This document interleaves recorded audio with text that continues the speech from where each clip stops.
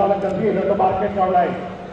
అయితే ఈ market committee చైర్మన్గా ప్రమాణ స్వీకారం చేసినటువంటి నా సోదర సమానుడైనటువంటి గడ్డం అమర్నాథ్ యాదవ్ గారికి ప్రత్యేక అభినందనలు.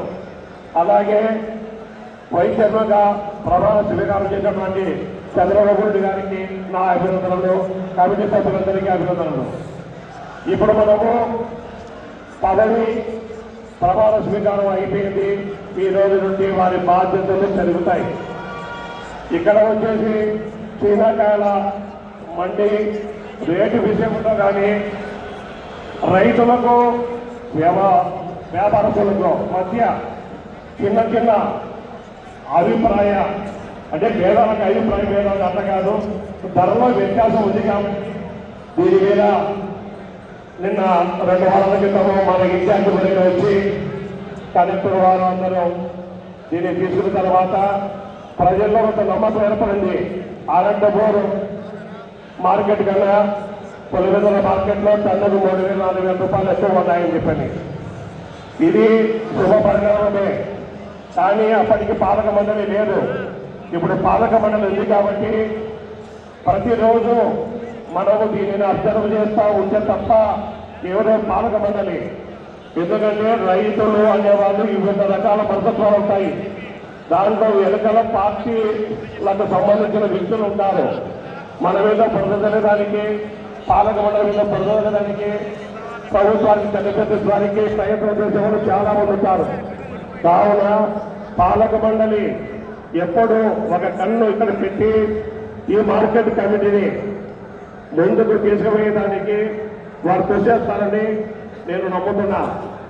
ఇప్పటికీ వీరి వార్షిక ఆదాయం వచ్చేసి 1,08,00,000 రూపాయలు ఉంది ప్రజెంట్ ఇప్పటికీ ఈ పరపురంలో మార్కెట్ కమిటీ వార్షిక ఆదాయం.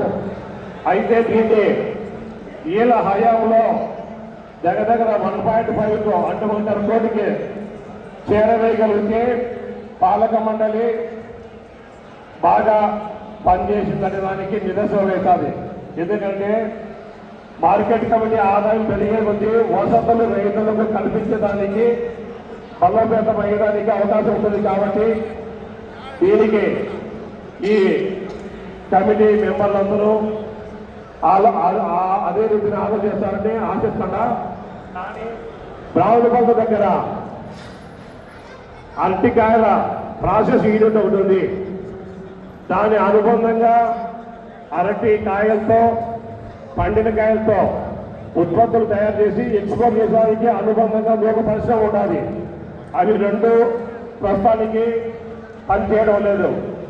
కానీ కలెక్టర్ వారు కానీ దానికి సంబంధించిన ఆఫీసర్లు కానీ ఇష్టప్రయత్నం చేస్తానే కూడా ఏ ఏజెంటు ముందుకు రాని పరిస్థితి.